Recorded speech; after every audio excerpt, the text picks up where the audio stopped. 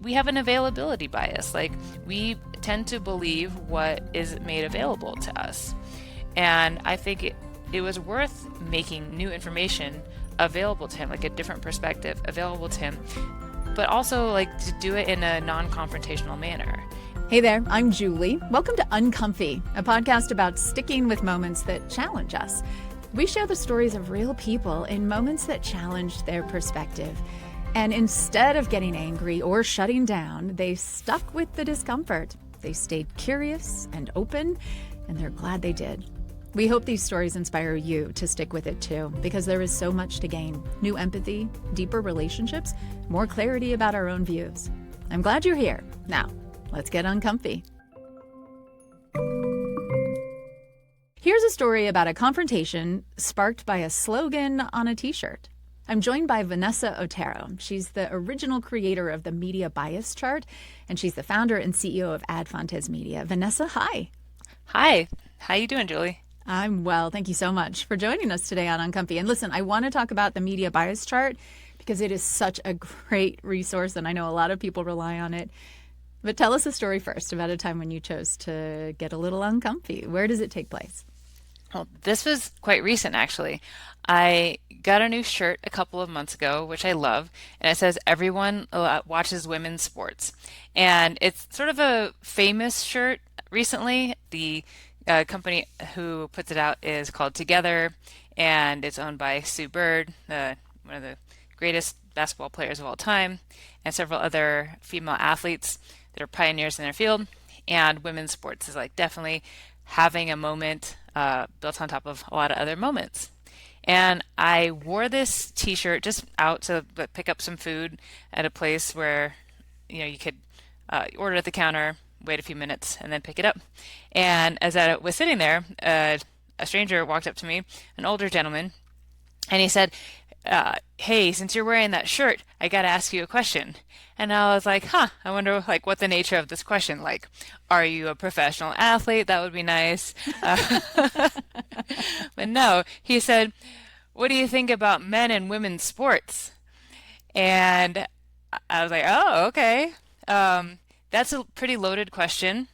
Was there any part of you that thought, I just want to get my food, I'm going home, right? Was there a choice for you to say, I'm going to have this conversation or I'm not? I'm a bit of an odd bird in that I feel like I'm a little predisposed to being very like willing to have this conversation. As I'll talk about later, regularly talk about really polarizing topics with people of different political viewpoints. It's sort of like what I do as a profession. And so this poor guy, like he didn't know that I was like so ready to have this kind of conversation. But it didn't mean that like my heart rate didn't spike. And like even talking about it now, like I just get like a little pump of adrenaline because it's pretty confrontational and I could surmise his political positions on issues about trans people in sports from this very loaded question.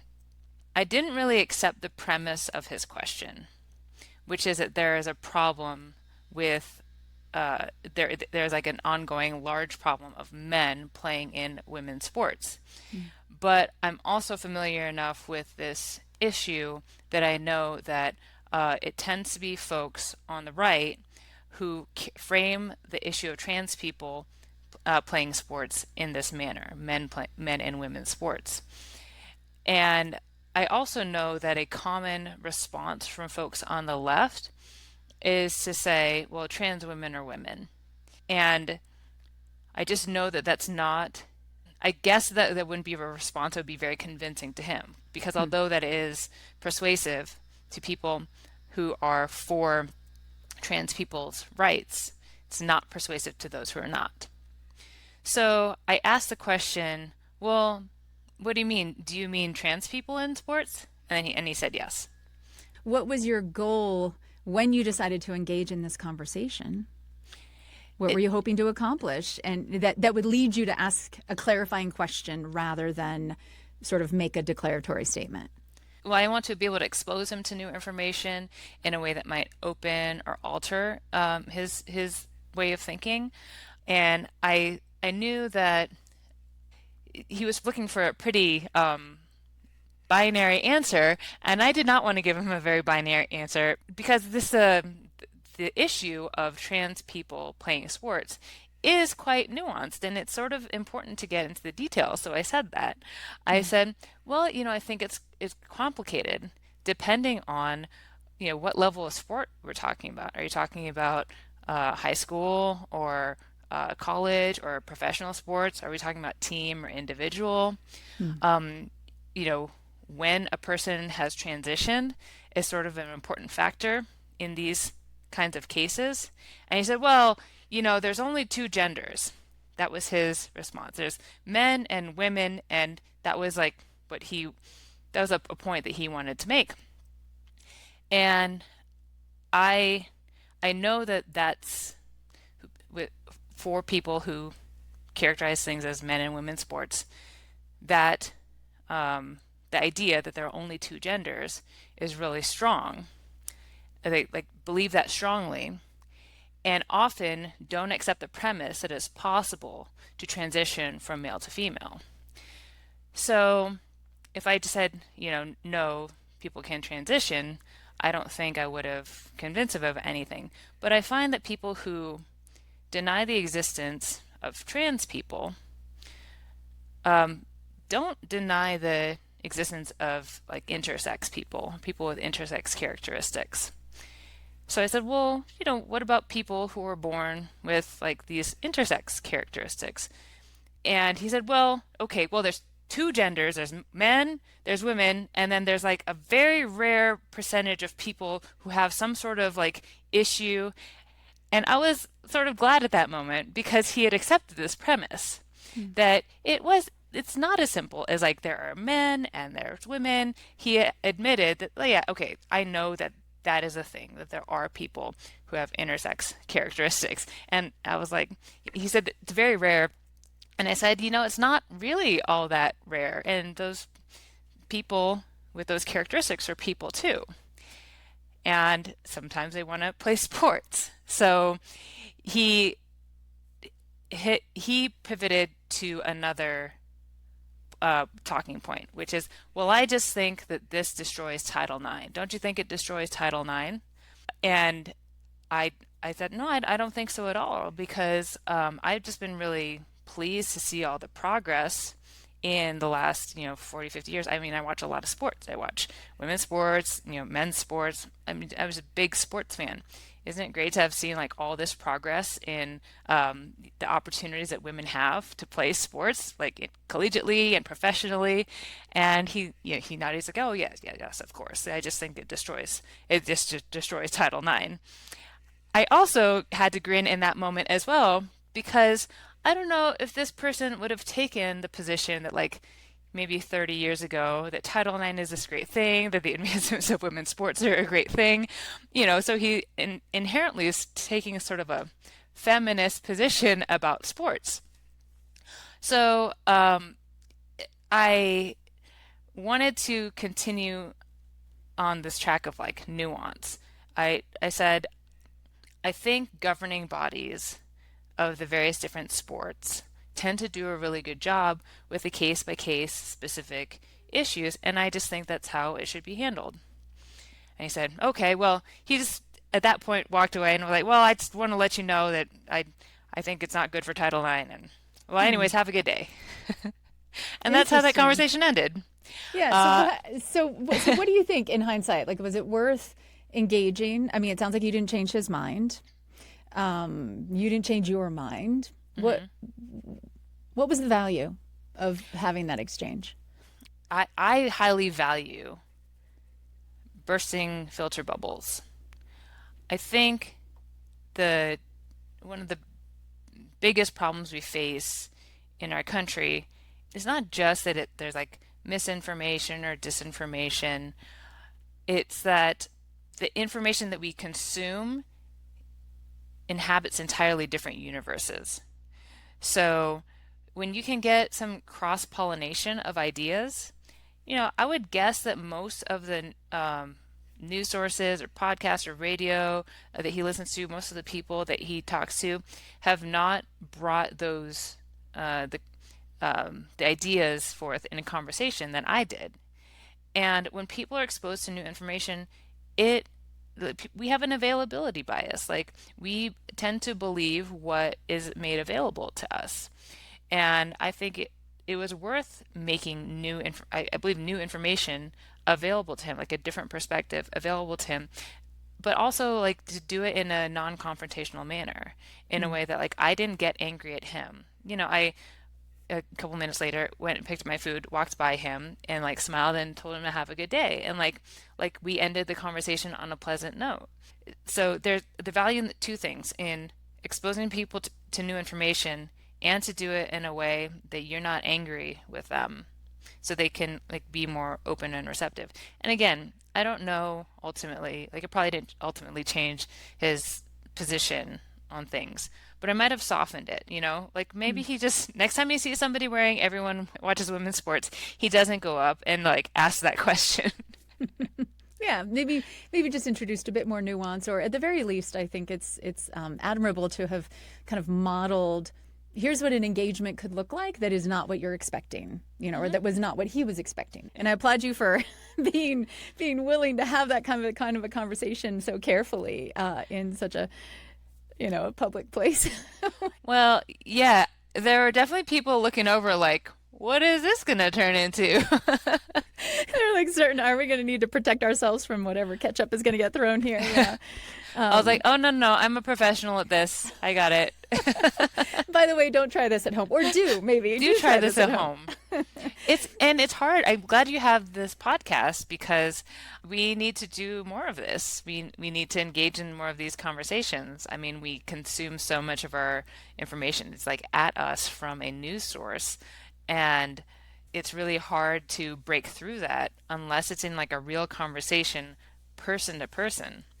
Let's talk about how this then, Vanessa Otero, connects to your day job, your professional work as the creator of the media bias chart, and now this company called Ad Fontes Media. So, just describe sort of what your goal is with the media bias chart and how you think that can help us have better, more productive encounters around difficult topics. Well, our company, what we do is rate the news. We rate the news for reliability and political bias. And we're well known for the media bias chart, which rates news sources from top to bottom and left to right. A lot of people have seen that media bias chart, but they don't necessarily know the name Ad Fontes Media, which is our company.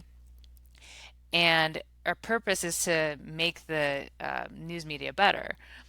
And there's so many things that go along with that, like reducing polarization, cleaning up our information ecosystem generally, you getting funding back to reliable journalism, which is Mm. has suffered as of late.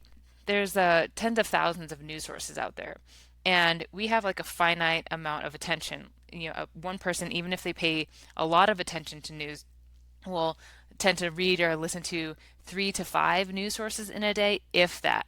People tend to gravitate towards news sources that align with their political beliefs, and there's more options for that. And it's easy to go down a rabbit hole. Like we felt that it was important for people to be able to distinguish the gradients between different kinds of news sources, between things that are, at the top of the media bias chart, good, in the middle, okay, at the bottom, bad, like generally for shorthand. But it's really a gradient. There's reasons that there are things that are higher at the top. And there's a reason that things are like, they're okay for information, like analysis and opinion. They're not terrible, but they're not as good as news. And then there's content that's labeled as opinion that's actually kind of worse than that. It's propagandistic because you have dehumanizing language, vilifying language, like really mean insults or like egregious selectivity of facts. So it's important to distinguish. Yeah. And what difference does that make, do you think, when people are at least aware and kind of actively sort of working to make sure that when they're consuming news, they're also aware of the bias that it's coming from? I think that's work that's done to like puncture that filter bubble.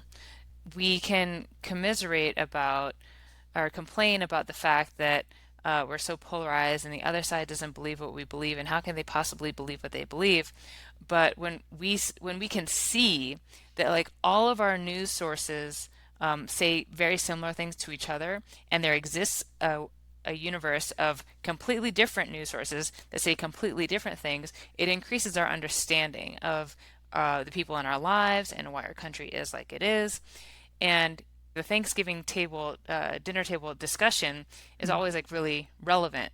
People routinely dread Thanksgiving dinner because they have to talk to relatives that they just disagree with politically.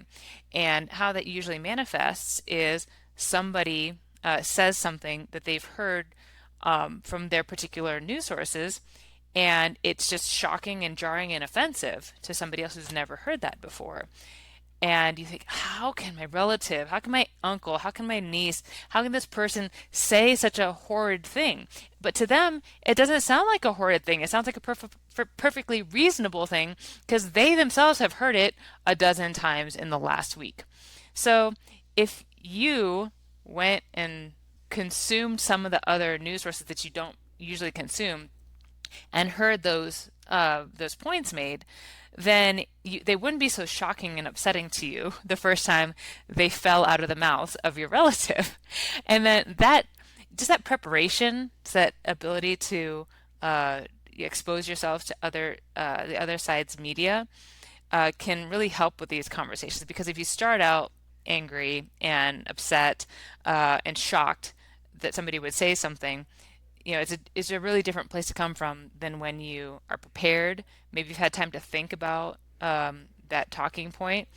Maybe come up with a rebuttal, or a question about it. It can really assist with these uncomfy conversations. Vanessa Otero is the original creator of the Media Bias Chart, and she's the founder and CEO of Ad Fontes Media.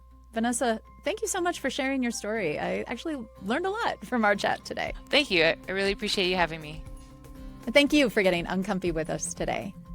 I am betting you have an encounter with somebody in your life that you might be dreading coming up here into the holiday season when we're doing a lot of gathering with people we don't see all the time, people with different political perspectives or at least opinions on really big issues. I loved what Vanessa Otero was saying about how just consuming news about that issue from a different perspective, from a perspective that you disagree with, can help us prepare to have a more productive, more nuanced conversation, to know how we might want to moderate the way we're asking questions or the way we're expressing ourselves in order to stay in conversation, in that healthy conflict, that positive discomfort, right? That is the friction that can create a deeper relationship, maybe more clarity, and introduce some empathy into the encounter. I'd love to hear how it goes for you, or if you've had an uncomfy experience recently, reach out to us, uncomfy@byu.edu. And be sure to check out my other podcast, Top of Mind, which is a great resource for hearing perspectives that challenge us a little bit. We don't take a side on any issue, and we look for perspectives and voices that will help us see the nuance in issues. You can find Top of Mind anywhere you get podcasts. Uncomfy is a BYU radio podcast. Samuel Benson produces it, and the team includes Enrique Prado, James Hoops, Sam Payne, and Brandon Lewis. Our theme music was composed by Kelsey Ney. I'm Julie Rose. Can't wait to get uncomfy with you again next week. Hey there, friends. I want to take just a quick moment and dive into another gem of a podcast from the BYU radio family. It's The Lisa Show, hosted by Lisa Valentine Clark. She's a comedian, an actress, a believer, and a single mom. And she was even our very first guest on Uncomfy, you may remember, talking about a really uncomfortable conversation with a close friend of hers. So, what's The Lisa Show about? Well, it's kind of like sitting down to chat with your favorite people about what's going on in life, all of life's challenges. They tackle parenting, mental health, social issues, always with a lot of laughs, because it's Lisa. So if you are up for figuring out this crazy thing called life, give The Lisa Show a listen. You can find it anywhere you get your podcasts.